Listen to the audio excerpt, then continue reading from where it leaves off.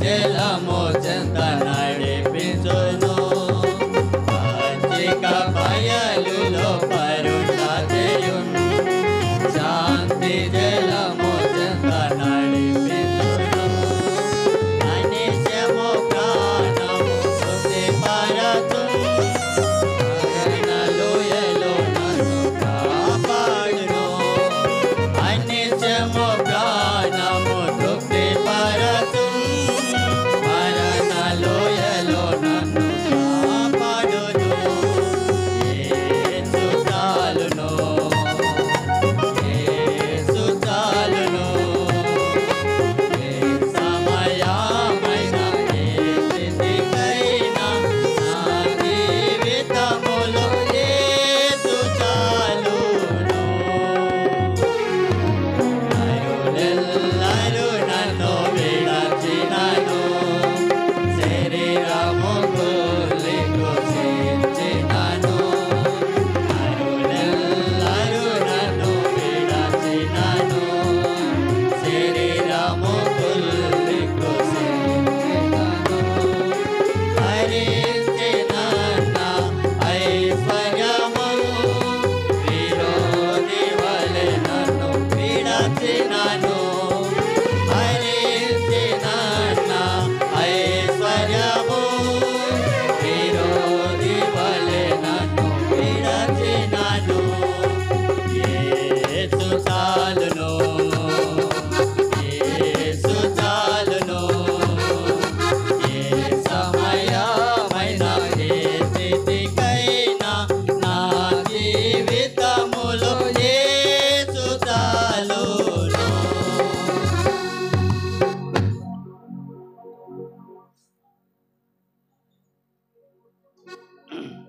పాట సంఖ్య పెద్ద పాటల పుస్తకంలో 607 పాత పాటల పుస్తకం 594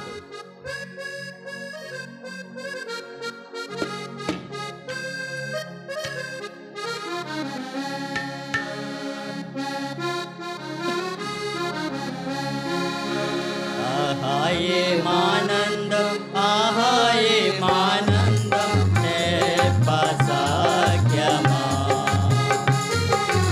ఆహాయే మానందమాయే మానందం సాఖ్యమా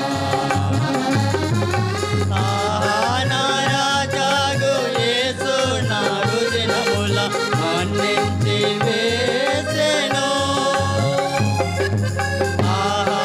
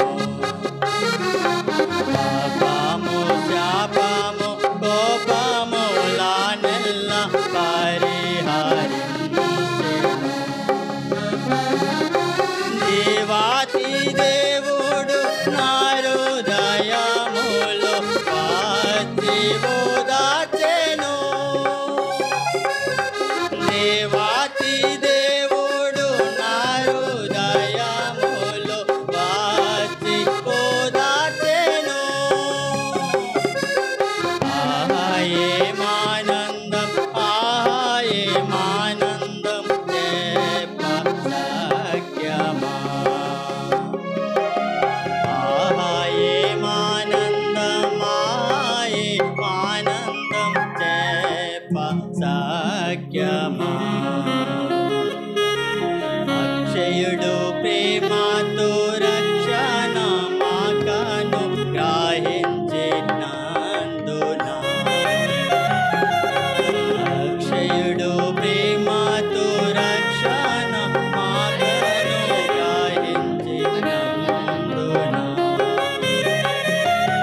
రక్షకుడు యేసును గూర్చిన నిశ్చయముగనిత్తుము రక్షకుడు యేసును గూర్చి మా సాక్ష్యము నిశ్చయముగనిత్తుము ఆహాయేమానందం సఖ్యమా ఆహాయేమానందం సఖ్యమా తెల్లంగి వాద్యము స్వర్ణ కిరీటము మేడపై చేయా జెండల్ తెల్లంగి వాద్యము స్వర్ణ కిరీటము మేడపై చేయా జెండల్ ఉల్లాసించి మంటి నుండి మిట్టగేగి రాజుతో తింతుము ఉల్లాసించి మంటి నుండి మిట్టగేగి రాజుతో తింతుము ఆహాయేమానందం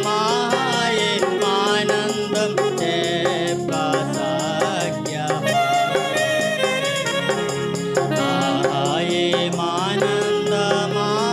ఆహాయేమానందం సఖ్యమా నారాజాగు యేసు నా వృజినముల మన్నించి చేసెను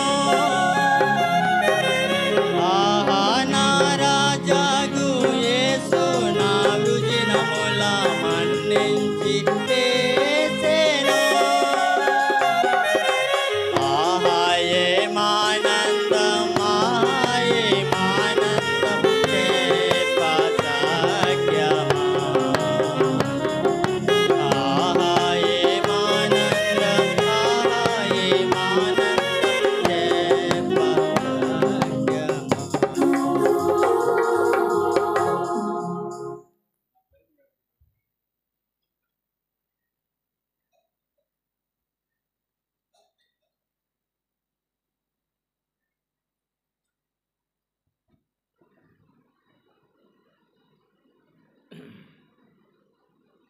ఇప్పుడు మనం బలలో పాలు పొందకముందు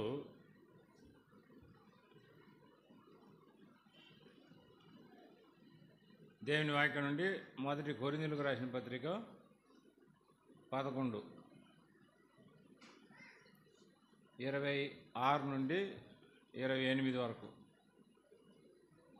మార్చి చదువు. మొదటి కొరింథీ 11:26 నుండి 28. మీరు ఈ రొట్టెని తిని పాత్రలోని త్రాగునప్పుడల్లా ప్రభు వచ్చే వరకు ఆయన మరణమును ప్రచురించెదరు.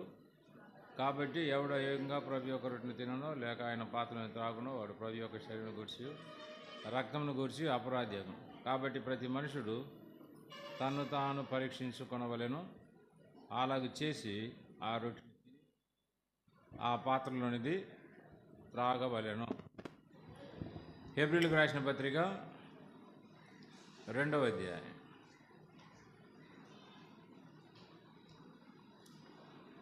హెబ్రీయులకు రాసిన పత్రిక 2వ అధ్యాయం 18వ వచనం, ఆఖరి వచనం. అందరం కలిసి చదువుతాం. ఆఖరి వచనం. తాను శోధింపబడి శ్రమ పొందెను గనుక శోధింపబడు వారికి సహాయం చేయగలవాడై ఉన్నాడు. ప్రేమల తండ్రి, మా రక్షకుడిని యేసుక్రీస్తు నామములో స్తోత్రాలు చెల్లిస్తున్నాం. మీ పరిశుద్ధమైనటువంటి జీవం కలిగిన వాక్యాన్ని బట్టి మీకు స్తోత్రాలు. మా మధ్యలో ఉంచబడినటువంటి పరిశుద్ధమైన బలను బట్టి మీకు స్తోత్రాలు. మా కొరకు ప్రాణం పెట్టి మీ శరీరాన్ని విరవనిచ్చినారు. మీ పరిశుద్ధమైనటువంటి రక్తాన్ని మా కొరకు సిలువలో చిందించినారు కనుక మీకు స్తోత్రాలు చెల్లిస్తుంటున్నాం. మమ్మల్ని పవిత్రపరిచి దేవుని ఎదుట నిర్దోషులుగా నిలబెట్టేటువంటి రక్తం యొక్క శక్తిని బట్టి మీకు స్తోత్రాలు చెల్లిస్తుంటున్నాం. ఈ బలలో మేము యోగ్యంగా పాల్పొందుటకు మాకు సహాయం చేయండి. నన్ను జ్ఞాపకం చేసుకున్నట్టుకి దీన్ని చేయండి అని మీరు ఆజ్ఞయించినారు కనుక అవి శిరస వహించి తగిన విధానంలో ఈ బలలో పాల్పొందుటకై మీ కృపను కోరుకుంటూ మా ప్రభువును ప్రియరక్షకుడైన యేసుక్రీస్తు ఘనమైనటువంటి పరిశుద్ధ నామములో ప్రార్థించి వేడుకుంటున్నాం తండ్రి. ఆమేన్. బాప్తిసం తీసుకున్నటువంటి వారేమి, ఇంతవరకు పొందినటువంటి వారేమి, మిమ్మల్ని అడిగేటువంటి ఆ ప్రశ్నలో చివరిది ఏంటంటే, మీరు వాక్యానికి లోపడుతున్నారు కాబట్టి మీకు శోధనలు వస్తాయి, కష్టాలు వస్తాయి, శ్రమలు వస్తాయి. అయినా కానీ ప్రభు కొరకు నిలబడతారా అంటే మీరేమన్నారు? నిలబడతామన్నారు. శోధనలు వస్తుందే లేదా? వస్తుంది. అయితే మన దేవుడు ఎటువంటి వాడు? అది మనం చదివింది 2వ అధ్యాయము హెబ్రీయులకు రాసిన పత్రిక 18లో తాను శోధింపబడి, యేసు ప్రభు కూడా శోధింపబడి ఏం పొందినాడు? శ్రమ పొందాడు. శోధించబడ్డాడు, శ్రమ పొందాడు. గనుక శోధింపబడేటువంటి వారికి, నీకు నాకు ఏం చేస్తాడైనా? సహాయం చేయగలవాడై ఉన్నాడు. దాని అర్థం ఏంటంటే మనకు సహాయం చేసేదానికి సమర్థుడు. ఏం చేసేదానికి సమర్థుడు? సహాయం చేసేదానికి, విజయం ఇచ్చేదానికి ఆయన సమర్థుడు. కాబట్టి నాకు శోధనలు వచ్చినా నాకు సహాయం చేయుటకు సమర్థుడు, నాకు విజయం ఇచ్చేదానికి సమర్థుడైనటువంటి దేవుడు నాలో ఉన్నాడు, నాతో ఉన్నాడు. నా కొరకు ఏం చేస్తున్నాడు? తండ్రి కుడి పార్శ్వమున విజ్ఞాపన చేస్తూ ఉన్నాడు. ఏం చేస్తున్నాడు? విజ్ఞాపన చేస్తూ ఉన్నాడు. కాబట్టి మనం దేవుని యొక్క కృపను పొందగలుగుతాం. 4వ అధ్యాయము హెబ్రీయులకు రాసినటువంటి పత్రిక 15వ వచనం, 4:15 చదవండి ఎవరైనా. మన ప్రధాన యాజకుడు మన బలహీనతలందు మనతో సమానుభవం లేనివాడు కాడు కానీ, అంటే దాని అర్థం ఏంటంటే మనతో పాటు మన బలహీనతలందు సమానుభవం కలిగినవాడు ఆయన. ఆయన కూడా మనలాగానే శోధించబడ్డాడు కనుక ఆయన కూడా మనతో సమానుభవం కలిగినవాడు, లేనివాడు కాడంటే అది దాని అర్థం. సమస్త విషయంలోనూ మన వలనే ఆయన శోధించబడి, నీకు ఏ శోధనలు వస్తాయి అలాగే నాకు ఏ శోధనలు వస్తాయి ఆయన కూడా వచ్చినాయి. మనం ఏ శోధనలు ఎదుర్కొంటామో ఆ శోధనలన్నీ యేసుప్రభు ఎదుర్కొన్నాడు అన్ని విషయాల్లో. అయితే మనకు ఆయనకు ఉన్నటువంటి భేదం ఏంటంటే, శోధింపబడినను ఆయన ఏం లేనివాడు? పాపం లేనివాడు. ఏం లేనివాడు? అది మనం శోధనలో పడి పాపం చేయకుండా ఉండేదానికి ఇక్కడ ఆయన మనకు మాదిరి. ఆయన పాపం లేనివాడు ఉన్నాడు కాబట్టి మనకు శోధనలు వస్తాయి. కాబట్టి మనం కూడా పాపానికి లొంగకుండా, లోబడకుండా, పాపం చేయకుండా మనం ఉండాలనేది ఇక్కడ యేసు ప్రభు ద్వారా మనం నేర్చుకునేటువంటి గొప్ప పాఠం. మనకు వచ్చేటువంటి శోధనలు ఏంటో ఆయనకు తెలుసు. దాని యొక్క పరిమాణం తెలుసు ఆయన, దాని యొక్క ఒత్తిడి తెలుసు ఆయన.